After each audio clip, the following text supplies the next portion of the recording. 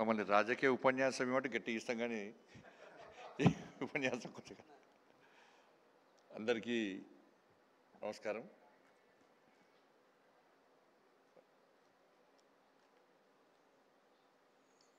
వాస్తవం లోకేష్ గారు డౌట్ వచ్చింది అన్నట్టు. వాళ్ళ కుటుంబం అందరు కూడా సినీ ఫీల్డ్కి వచ్చారు, హీరోలు లేరు, హీరోయిన్ లేరు.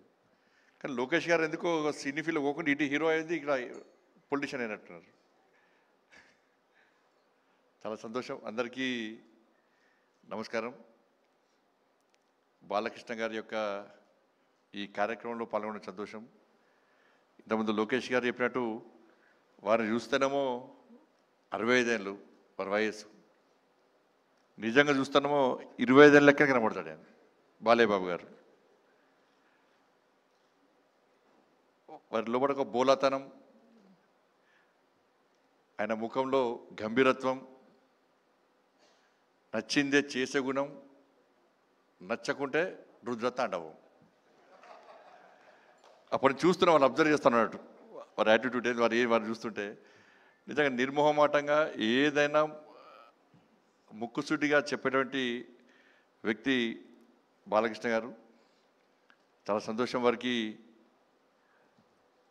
వరల్డ్ బుక్ ఆఫ్ రికార్డ్స్లో యూకే సంబంధించి 50 సంవత్సరాలు నిర్విఘ్నంగా నిరంతరంగా సినీ చరిత్రలో 50 సంవత్సరాలు పూర్తి చేసుకున్న సందర్భంలో వారిని గుర్తించి వారికి అవార్డు ఇవ్వడం చాలా సంతోషం. ఇది తెలుగు ప్రజల యొక్క గర్వకారణంగానే భావిస్తాను. వాస్తవానికి వారు డాక్టర్ కావాల్సి ఉండే, కానీ యాక్టర్ అయ్యారు. వాళ్ళ నాన్నగారి కోరిక డాక్టర్ అని తెలుసు నాకు.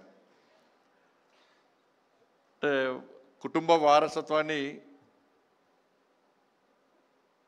ముందుకు తీసుకుపోవాలన్న ఆలోచనతో ఓ రావడం. ఆ రోజు తాతమ్మ కళ నుంచి మంగమ్మ గారి మనవడి వరకు, సమరసింహారెడ్డి నుంచి డాకు మహారాజ్ వరకు, నెక్స్ట్ అఖండ 2 కూడా వచ్చిందని చెప్పారు. చాలా సంతోషం. అప్పటి నుంచి ఇప్పటి వరకు కూడా వారు సక్సెస్ అవుతూ అనేక మంది తెలుగు ప్రేక్షకుల అభిమానాలు పొందుతూ అనేక మంది ప్రేక్షకులను, అనేక మంది అభిమానులను తయారు చేసుకున్నటువంటి ఒక మంచి మహానటుడు బాలకృష్ణ గారు.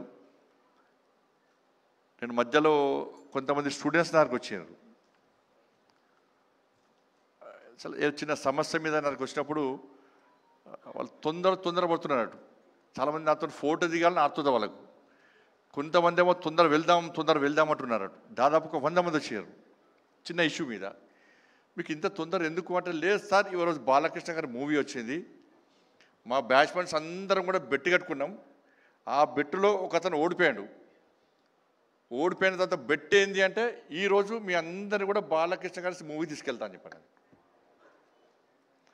అంటే క్లాస్ రూమ్లు మొత్తం కాలేజ్ అందరూ కూడా కలిసిపోయి బాలకృష్ణ గారి మూవీ చూడాలనుకోవడం నిజంగా చాలా గొప్పతనం అది. కాబట్టి అందుకే అప్పుడే అన్నట్టు, అది తాతమ్మ కళ మూవీ మొదటి సినిమా రోజే దానిలో హీరోయిన్గా నడిచిన భానుమతి గారు అన్నారట, నిజంగా బాలకృష్ణ గారు భవిష్యత్తులో మంచి నటుడవుతాడు, చాలా సక్సెస్ అవుతుందని చెప్పి వారు ఏ ముహూర్తాలు అన్నారో అది ఈరోజు నిజమై ఈరోజు అందరి యొక్క మన్ననలు పొందినటువంటి ఒక గొప్ప వ్యక్తి బాలకృష్ణ గారు.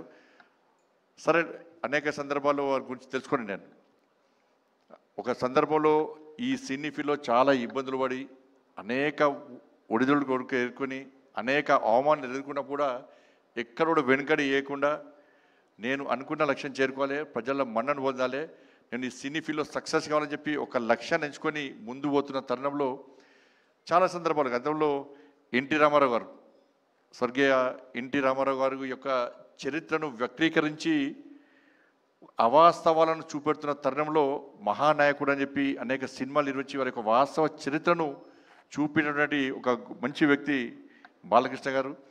నిజంగా డాక్టర్ కాలేకున్నా కూడా వాళ్ళ బసవతారకం క్యాన్సర్ హాస్పిటల్, నేను మొన్ననే FCRకి సంబంధించి ఇబ్బందులు ఉన్నప్పుడు ఆ డిపార్ట్మెంట్ నాదే కాబట్టి నేను అమిత్ షా వారి దగ్గరికి పోయి, సార్ ఇది బసవతారక భరత్ గారికి అని ఉన్నారు, మా సహచార పార్లమెంట్ సభ్యులు, ఈ బసవతారకం ఆ క్యాన్సర్ హాస్పిటల్ చాలామందికి సేవ చేస్తున్నారు సార్, చాలామందిని జీవితాలను కాపాడుతున్నారు.